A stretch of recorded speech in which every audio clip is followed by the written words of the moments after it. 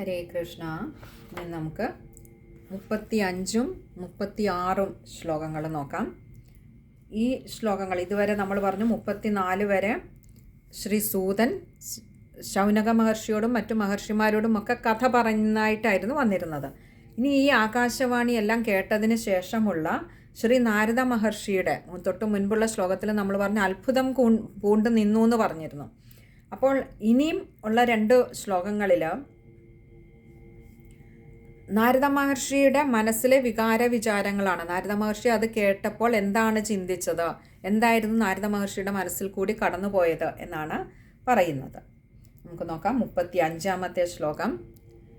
ശ്രീനാരദ ഉവാച അനയാകാശവാണ്യാപി ഗോപ്യത്വേന നിരൂപിതം കിം വാ തത്സാധനം കാര്യം യേന കാര്യം ഭവേത്തയോഃ.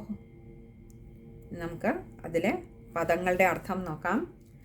അനയാകാശവാണ്യാപി, അനയ ആകാശവാണ്യാപി, ഇങ്ങനെ 2 വാക്കുകൾ ചേരുന്നതാണ് അനയാകാശവാണ്യാപി. അവിടെ നമ്മൾ നോക്കിയാൽ കാണാൻ 2 വിശ്ലേഷണം ഉള്ളത് കൊണ്ട് തന്നെ ആകാരം നീട്ടിയെടുക്കണം. അനയാകാശവാണ്യാപി, അപ്പോഴേ അത് ആകാശവാണ്യ ആവുകയുള്ളൂ. അപ്പോൾ അനയ ആകാശവാണ്യ അപി 3 വാക്കുകളുണ്ട് അവിടെ. അനയ എന്ന് പറഞ്ഞാൽ ഈ ആകാശവാണ്യ, ഈ അശരീരി വാക്ക്, അപി ഈ അശരീരി വാക്കിനാലും, ഗോപ്യത്വേന വളരെ ഗോപ്യമായിട്ട്, വളരെ രഹസ്യ സ്വഭാവം ആ അശരീരി വാക്കുകൾക്കും ഉണ്ടെന്ന് തോന്നുന്നു. അങ്ങനെ വളരെ രഹസ്യമായിട്ട് ഗോപ്യമായിട്ട് നിരൂപിതം പറയപ്പെട്ടിരിക്കുന്ന, നിരൂപിക്കപ്പെട്ടിരിക്കുന്ന കിം വാ തത്സാധനം കാര്യം, കിം വാ എന്ന് പറഞ്ഞാൽ എന്തായിരിക്കും, തത് സാധനം, തത് അത് എന്നുള്ളത് ആ എന്നുള്ള അർത്ഥത്തിൽ, സാധനം കാര്യം ആ സൽക്കർമ്മം, ഇതിൽ വളരെ ഗോപ്യമായി പറയപ്പെട്ടിരിക്കുന്ന അല്ലെങ്കിൽ നിരൂപിക്കപ്പെട്ടിരിക്കുന്ന ആ സത്കർമ്മം കിംവ എന്തായിരിക്കും, അത് അല്ലെങ്കിൽ അതിനുള്ള ഉപായം, ആ ഒരു കർത്തവ്യം നിർവഹിക്കുന്നതിന് വേണ്ട ഉപായം എന്തായിരിക്കും. ഏന കാര്യം ഭവേത്തയോഹോ, ഏന എന്ന് പറഞ്ഞാൽ യാതൊന്നിനാൽ, കാര്യം, കാര്യം എന്ന് പറഞ്ഞാൽ ഈ ഒരു കാര്യം, തൻ്റെ ഉദ്ദേശ്യം എന്താണോ ആ ഒരു ഉദ്ദേശ്യത്തെ സാധിക്കേണ്ടതായിട്ടുള്ള, സാധിക്കാൻ വേണ്ട ആ ഒരു കാര്യം, ആ ഒരു ലക്ഷ്യം നേടിയെടുക്കാൻ, അതായത് ഈ ജ്ഞാനവൈരാഗ്യങ്ങളെ ഉണർത്തുക എന്ന ലക്ഷ്യം നേടിയെടുക്കാൻ യാതൊന്നിനാലാണോ പറയപ്പെട്ടിരിക്കുന്ന ഭവേത്തയോഹോ, ഭവേത തയോഹോ, ഇങ്ങനെ 2 വാക്കുകൾ ചേരുന്നതാണ് ഭവേത്തയോഹോ. തയോഹോ എന്ന് പറഞ്ഞാൽ അവരുടെ 2 പേരുടെയും, ഭവേത്ത് എന്ന് പറഞ്ഞാൽ സാധിക്കുക. അപ്പോൾ യാതൊരു കാര്യമാണോ അവരെ 2 പേരെയും ഉണർത്തുന്നതിനായിട്ട് ഈ ഒരു ആകാശവാണിയിൽ, ഈ ഒരു അശരീരി വാക്കിൽ പറഞ്ഞു വച്ചിരിക്കുന്നത്, അതും വളരെ ഗോപ്യമായിട്ടാണല്ലോ. ആ സൽക്കർമ്മം ഏതാണെന്ന് വ്യക്തമാക്കിയിട്ടുമില്ല. ഇങ്ങനെ ഗോപ്യമായി പറയപ്പെട്ടിരിക്കുന്ന ആ ഒരു സൽക്കർമ്മം എന്തായിരിക്കും, ആ ജ്ഞാനവൈരാഗ്യങ്ങളെ ഉണർത്തുക എന്നുള്ള ലക്ഷ്യം സാധിക്കാൻ വേണ്ട ഉപായം എന്തായിരിക്കാം ആ സൽക്കർമ്മം ചെയ്യുന്നതിനുള്ള ഉപായം എന്നിങ്ങനെ നാരദ മഹർഷി ചിന്തിക്കുകയാണ്, ആലോചിക്കുകയാണ്. കാരണം ഇവിടെ നാരദ മഹർഷിക്ക് ഭയങ്കര ആശ്ചര്യമാണ് തോന്നുന്നത്. പറഞ്ഞ വാക്കുകൾ സ്പഷ്ടമാണെങ്കിലും അതിൽ ഗോപ്യമാക്കി വച്ചിരിക്കുന്ന ചില കാര്യങ്ങൾ, അത് ആ നാരദ മഹർഷിയെ വല്ലാതെ അത്ഭുതപ്പെടുത്തുന്നുണ്ട്. എന്തുകൊണ്ടാവാം ആ ഒരു സൽക്കർമ്മം എന്താണെന്ന് വെളിപ്പെടുത്താതിരുന്നത്, അല്ലെങ്കിൽ ആരായിരിക്കാം തനിക്ക് ഈ ഒരു സൽക്കർമ്മത്തെക്കുറിച്ചുള്ള ജ്ഞാനം പകർന്നു തരുന്നത്. ഇവരുടെ ഈ ഒരു ആലസ്യം വിടാൻ താൻ എന്ത് സൽക്കർമ്മമാവും അനുഷ്ഠിക്കേണ്ടി വരുന്നത്, അനുഷ്ഠിക്കാനാവും ഈ ഭഗവത് വചനങ്ങൾ തന്നോട് അരുളി ചെയ്തത്. ഇങ്ങനെ പല പല രീതിയിൽ ശ്രീ നാരദ മഹർഷി അത്ഭുതം പൂണ്ടങ്ങനെ നിൽക്കുകയായിരുന്നു, അത്യാശ്ചര്യപ്പെട്ടു. നമുക്ക് ആ ശ്ലോകം ഒന്നുകൂടി നോക്കാം. അനയാകാശവാണ്യാപി ഗോപ്യത്വേന നിരൂപിതം കിം വാ തത്സാധനം കാര്യം യേന കാര്യം ഭവേത്തയോഹോ. നമുക്ക് ആ ശ്ലോകം വായിക്കുമ്പോൾ ശ്രദ്ധിക്കേണ്ട കാര്യങ്ങൾ: അനയാകാശവാണ്യാപി, ആകാരം നല്ലപോലെ നീട്ടിയെടുക്കണം. ആകാശവാണ്യാപി. പിന്നെ അടുത്തത് രണ്ടാമത്തെ പാദത്തിൻ്റെ അവസാനം ഭവേത്തയോഹോ. അവിടെ താ കൂട്ടക്ഷരം, അതേപോലെ യോ എന്നുള്ള ദീർഘമുണ്ട്, അതേപോലെ വിസർഗവുമുണ്ട്. അപ്പോൾ ഭവേത്തയോഹോ അത് ശ്രദ്ധിക്കുക, പകുതി ഹകാരം കൊടുക്കുന്നത്. ഇത് ഇത്തരം കാര്യങ്ങളാണ് ആ ഒരു ശ്ലോകം വായിക്കുമ്പോൾ ശ്രദ്ധിക്കാനായിട്ടുള്ളത്. അതിലെ അന്വയക്രമത്തിലെ പദങ്ങളും കൂടി പറയാം. അനയാ ആകാശവാണ്യ അപി ഗോപ്യത്വേന നിരൂപിതം കാര്യം തത് സാധനം കിം വാ യേന തയോഹോ കാര്യം ഭവേത്. ഒന്നുകൂടി പറയാം. അനയാ ആകാശവാണ്യ അപി ഗോപ്യത്വേന നിരൂപിതം കാര്യം തത് സാധനം കിം വാ യേന തയോഹോ കാര്യം ഭവേത്. ഇവിടെ ഭഗവാനെ സ്മരിച്ച് ഭഗവാൻ പറഞ്ഞ വാക്കുകൾ, ആ അശരീരി വാക്കുകൾ കേട്ടിട്ടും തൻ്റെ ഉള്ളിൽ അതിനു വേണ്ട ഒരു ഉപായം അല്ലെങ്കിൽ ആ സ്വരൂപജ്ഞാനം എന്താണെന്ന് തൻ്റെ ഹൃദയത്തിൽ അങ്ങോട്ട് സ്ഫുരിക്കുന്നില്ലല്ലോ എന്നുള്ള ഒരു ആശ്ചര്യമാണ് ഈ ഒരു ശ്ലോകത്തിൽ ശ്രീ നാരദ മഹർഷി പറഞ്ഞിരിക്കുന്നത്. ഇനി അടുത്ത ശ്ലോകം: ക്വ ഭവിഷ്യന്തി സന്തസ്തേ കഥം ദാസ്യന്തി സാധനം മയാത്ര കിം പ്രകർത്തവ്യം യദുക്തം വ്യോമഭാഷയാ. ഈ ഒരു ശ്ലോകത്തിലും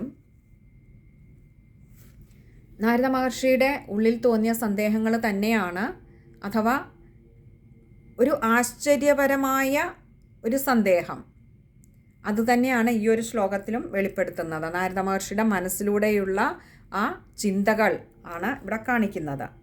ക്വ ഭവിഷ്യതി, ക്വ എന്ന് പറഞ്ഞാൽ എവിടെ, ഭവിഷ്യതി ഉണ്ടായിരിക്കും, സന്തസ്തേ, സന്തഹ തേ ആണ് സന്തസ്തേ.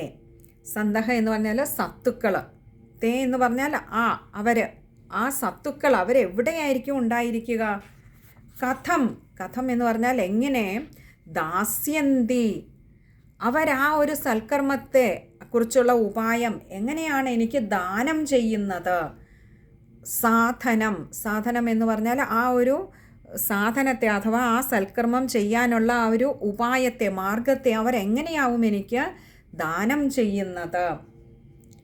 മയാത്ര, മയാത്ര എന്ന് പറഞ്ഞാൽ മയ അത്ര, മയ എന്നാൽ എന്നാൽ, അത്ര എന്ന് പറഞ്ഞാൽ ഇതിൽ, ഇതിൽ എന്നാൽ, കിം, കിം എന്ന് പറഞ്ഞാൽ എന്താണ്, പ്രകർത്തവ്യം അതായത് ചെയ്യപ്പെടുവാനായിട്ടുള്ളത്, ചെയ്യപ്പെടുവാൻ എന്നാൽ എന്ത് ചെയ്യപ്പെടുവാനാണ് യോഗ്യമായിട്ടുള്ളത് ഈ ഒരു സൽക്കർമ്മത്തിൽ. അവരെവിടെയാവും ഉണ്ടാവുക ആ സാധുക്കൾ, അവരെങ്ങനെയാവും എനിക്ക് ഈ ഒരു മാർഗത്തെ ഉപദേശിച്ചു തരുന്നത് അല്ലെങ്കിൽ ദാനം ചെയ്യുന്നത്. എന്നെക്കൊണ്ട് ഈ ഒരു സൽക്കർമ്മത്തിൽ എന്ത് നിയോഗമാവും ഭഗവാൻ എനിക്കായിട്ട് നിശ്ചയിച്ചിരിക്കുന്നത്. യദുക്തം വ്യോമഭാഷയ, യദുക്തം, ചില ബുക്കിൽ തദുക്തം എന്നുണ്ടാവും, രണ്ടും ശരിയാണ്.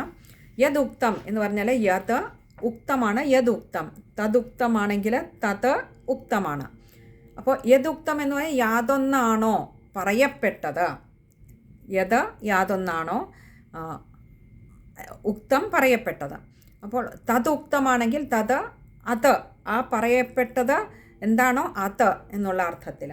വ്യോമഭാഷയ, ആ അശരീരി വാക്കിലൂടെ യാതൊന്നാണോ പറയപ്പെട്ടത് അതനുസരിച്ച് നോക്കിയാൽ ഈ ഒരു സൽക്കർമ്മത്തിൽ എനിക്ക് ചെയ്യാൻ, എന്നാൽ ചെയ്യപ്പെടേണ്ടതായിട്ടുള്ള, അതിന് യോഗ്യമായിട്ടുള്ളത് എന്തായിരിക്കും ഉള്ളത്.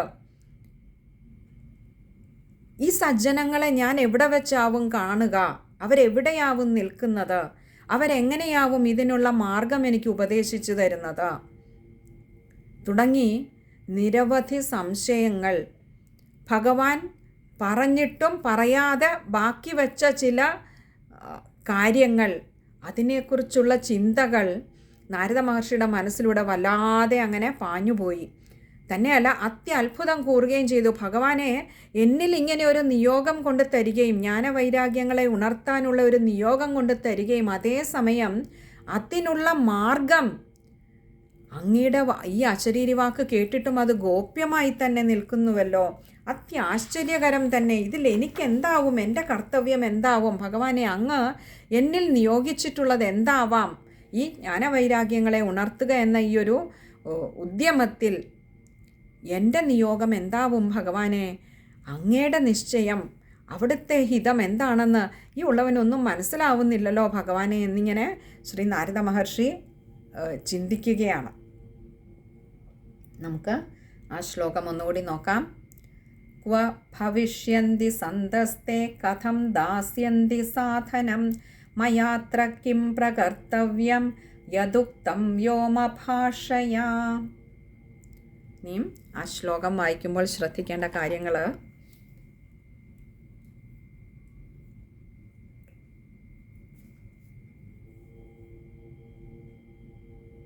യദുക്തം, അങ്ങനെയൊക്കെ, മയാത്ര, അതൊക്കെയുള്ളൂ. ചെറിയ ചെറിയ വാക്കുകളേ ഉള്ളൂ, എല്ലാം എളുപ്പമുള്ള വാക്കുകളാണ്. മയാത്ര, അതൊക്കെയാണ് മയാത്ര. ബാക്കി യദുക്തം, അതൊക്കെ, അല്ലെങ്കിൽ തദുക്തം, എങ്ങനെയാണോ അവരവരുടെ ബുക്കിൽ കൊടുത്തിട്ടുള്ളത് അതുപോലെ വായിക്കുക. ഇതിൽ വായിക്കുന്നതിൽ വലിയ ബുദ്ധിമുട്ടുണ്ടെന്ന് തോന്നുന്നില്ല. ഇനി നമുക്ക് അതിലെ പദങ്ങളുടെ അന്വയക്രമത്തിലുള്ള ഒരു പദച്ഛേദവും കൂടി നമുക്ക് നോക്കാം.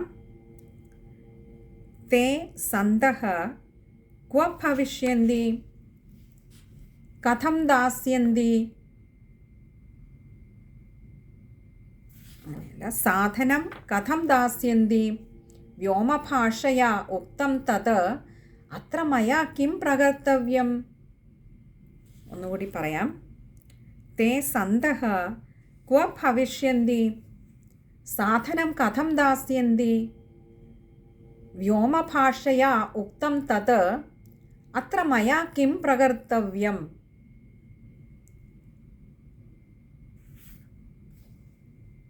ഇത്രയുമാണ് ഈ ഒരു ശ്ലോകത്തിൽ നമുക്ക് വിചാരം ചെയ്യുവാനായിട്ടുള്ളത്. ഈ രണ്ട് ശ്ലോകങ്ങളിലായിക്കൊണ്ട് നാരദ മഹർഷിയുടെ ആ ഒരു ഉത്കണ്ഠ, ആശ്ചര്യം അങ്ങനെ വളരെ ഭംഗിയായിട്ട് വ്യാസഭഗവാൻ നമുക്ക് പറഞ്ഞു തന്നിരിക്കുകയാണ്.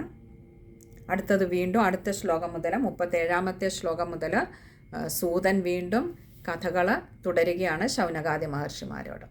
ഹരേ കൃഷ്ണ.